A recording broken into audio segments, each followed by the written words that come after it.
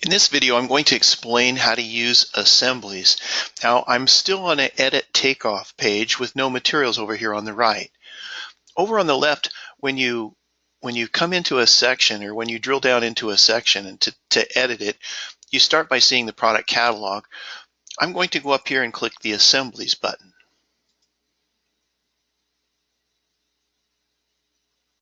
And when I do, Rhino displays the assembly catalog.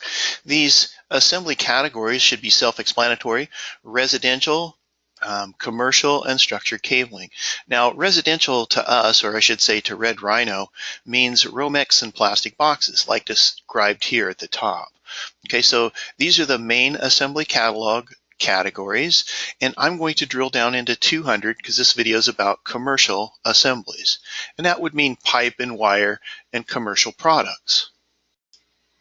Now, the basis of estimating any project is to make an accurate material list and go input those products or materials into Rhino.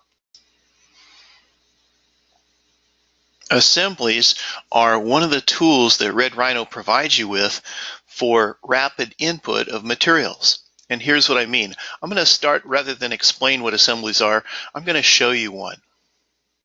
But first, looking down under Assembly Catalog 200 Commercial Industrial, we see different categories: fixtures, switches, dimmers, receptacles, and so on.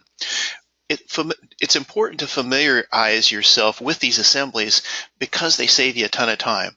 Now, I'm going to drill down in the receptacle category here. So I'm going to click the plus sign next to receptacles. Again, I'm in the Assembly Catalog for Commercial. And then we see different categories here, again, subcategories: receptacles, plastic plates, stainless steel plates, weatherproof, miscellaneous, and masonry. I'm going to just drill down in plastic plates. So I'll click on it, and it will display assemblies at the bottom of the page. Now I'm going to unsquinch this. I'm going to put my cursor on this line and left click, hold it down, move it over. Now in this instance, or let me just say this, I'm going to read a few of these assemblies here down at the bottom. You see it, the first one shows 1 in parentheses. That means 1 duplex or 1 unit. 1 duplex receptacle, 15 amp, spec 1, 120 volt, PL frame. Let me explain this. When you're inputting switches and receptacles, you have to make sure and get the right grade of receptacle. Here's what I mean. This one here shows that it's a spec 1, specification grade receptacle, okay? Over here it says the voltage. PL means it's a plastic plate. Frame means this is to be used in open walls. Now, you want to be careful again to get standard receptacles if you want standard, and specification grade if you want specification. I'm just going to scroll down here. This is one assembly that you should probably use a lot, or you will. Assembly number 6 down here shows 1 receptacle, 20 amp standard. Okay, so I'm going to click on that. Oops. Okay, I guess while I made a mistake of clicking on it. It shows the items in the assembly. It's good I'm showing you this. It just wasn't what I intended. So when you click on the actual assembly, it shows you or displays the items in the assembly. In this case, there's a 4-inch square box, a switch ring, 1/2 inch deep, etc. I won't read these, I just show you how to do it. I'm going to close out of that, and now again I'm going to go click in the box to the right to put in the quantity. Now in this case, on a commercial type project, I would go count all the receptacles on the entire project that were frame plastic plate, in other words not outdoor ones, and I would put that total count here. Now for your sake, I'm just going to put in a quantity of 1 assembly. Now I have to scroll back up here to click the add button. See how it hides itself? Sometimes Rhino does that. So I'm going to click add, and when I click add, it populates to the right.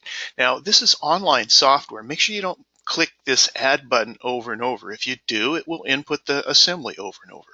Okay? Over on the right now, we see the components of an assembly. Now, just so you know, before you click Save, you can change any of the fields in here. Any of these open fields, you can change the quantity, the price, the labor, okay, etc. Now, I'm just going to click Save to save my work. And this is the way Red Rhino displays assemblies. At the top, it shows the description of the assembly. Below that is a list of items in the assembly, and it ends with a dash line to separate it from the next entry. Let's just look at this real quick. This assembly output was one 4S box, one ring, 50 cents for mounting hardware. Okay, right here, 50 cents for mounting hardware. It shows a 20 amp duplex receptacle, standard ivory, a plate, a ground pigtail, and some wire nuts. Okay, so again, assemblies save you a ton of time when estimating projects. It's important to familiarize yourself with these. I'm going to show you another here just in the receptacle category. I'm going to scroll down. Again, I'm looking for standard grade type receptacles. So I'm going to scroll down here to assembly number 12. Now yours might be a different number. As of this writing, that's the number this one is, or as of this recording, I should say. So number 12 here shows 2 duplex. That means it's a quad, okay? Two receptacles, 2 duplex, 20 amp standard. I'm going to put one of these assemblies in. I'm also going to put a GFI assembly in, so put in a quantity of 1. Now, if I was doing this for reals, I'd go count all the 2 gang receptacles, or I should say all the quad receptacles. I'd count them all in the whole job. I'd count all the GFIs in the whole job. I'd put that total quantity in here, and Rhino would do output for all of them. For your sake, I'm doing one at a time, just so you can see what's included in the assembly. So I'm going to click Add. When I do, it populates to the right. Okay, now I want to show you something else. Okay, so before I go on, line 10 here shows the description of the assembly. Now this is a 2 gang, or I should say a quad receptacle. So it shows a 4S box, a 2 gang ring, see that? 50 cents for mounting hardware, 2 duplex receptacles, 1 2 gang plate, etc. Here in this case, this is the GFI assembly. Okay, so a box, a ring, 50 cents for mounting hardware, GFI receptacle, plate, etc. Okay, I want to show you something that's important to know. Let's say that I don't think that 50 cents is enough for mounting hardware. You know, sometimes when you use a caddy product that goes from stud to stud, I don't have the number off the top of my head what that is, but sometimes those can cost $4 a piece, okay? So if in that case, I would remove the 50 cents. I would just delete it here before I save. And I would put in however many dollars each those cost. In this case, I'm going to say they cost $4. So I'm just going to put a 4 here. See that? So I think the mounting hardware for my receptacles is going to be $4 each. I changed it here. When I'm all done, I scroll up, save my work. Okay? That's how assemblies work. I'm going to show you one more, then I'll go on. Okay, so over on the left, I have this catalog open. I'm going to click the negative sign next to receptacles. It'll collapse the menu. See that? Now I'm going to show you another assembly. Again, it's important you go through and just input some of these and learn what they are. They save you a ton of time. I'm going to show you motor connection assemblies this time. I'm going to click the plus sign here, and it displays subcategories of motor connections. Look here, it says NEMA 1, which is steel flex, or NEMA 3R. These are motor connections. They're going to be self-explanatory once I input one for you. So I'm going to select NEMA 3R here, and it populates the assemblies down here. Now, just real quick overview of this. This is going to add, well, let me just show you again. But look at this list here. They have 1/2 inch. Now, again, this is going to spit out, or the output's going to be seal tight. It has 1/2 inch, 3/4, with different size conductors. Okay, these are for motor connections. Scroll down a little bit here.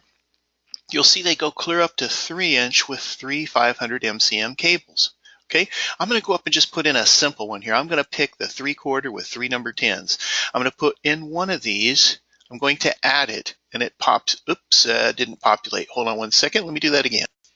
Well, that's it. I tried adding without putting the quantity in. So put a quantity of 1 and click Add, and it populates to the right. Now let's take a look at this, and I want to explain this as a really time-saving assembly. This assembly includes 3 foot of seal tight here, 3/4, 1 seal tight connector, 190, 15 feet of number 10, and labor only for connection of the motor. Now, I love these assemblies because anytime you need a steel flex or seal tight connection to a motor, an AC unit, to anything that needs a 3 foot connection, a flex connection. Compressors, boilers, roof AC units, exhaust fans on the roof. Okay, I've said enough there, but my point is anytime it needs a flex connection, I use these assemblies. They're huge time savers. I'm going to go up and click Save. Now, I just showed you how to put one of these in, but what I do when I'm taking off or making material list is I go take off all of the motor connections needed and I input them all at one time. I might go down here and put in one of these and four of these and scroll down, and you get my point, two of these. So I put in the total quantities I need all at one time. I click Add one time and it populates them all over here at one time. Okay, I'll just show you one more quick assembly, then on to something else. I'm going to show another time save an assembly here. I'm going to click on the category 40, click the plus sign for transformer. Now, when I do, it shows or gives us a choice down here in the subcategory, either using Steel Flex or Seal Tight. I'm going to use Seal Tight in this case, so I'm just going to click on Transformer, Seal Tight. It populates 3 different sizes of assemblies down here, okay? 45 kVA, 75, and 112. Now, these are, well, let me just input one and explain it. This is going to input, or I should say the outcome of this is going to be lots of materials. The materials you need to install a transformer. I'm going to put in a quantity of 1 for this 45 kVA and click the Add button. Okay, so when I click Add, there's a whole long list of materials here, but I want to explain something here. It shows the description of the assembly here, and then it shows 3-phase floor mount 45 kVA transformer. Now the rest of this says see quote. That's a note to yourself. See quote is a note to yourself or a message saying that there's no pricing for this. Now you have to get this transformer quoted, but it shows labor only for that. So let me just explain a quick overview. What this does is it has line and load side seal tight. See, here is some 1-inch seal tight, and here is some 1.5-inch seal tight, line and load side.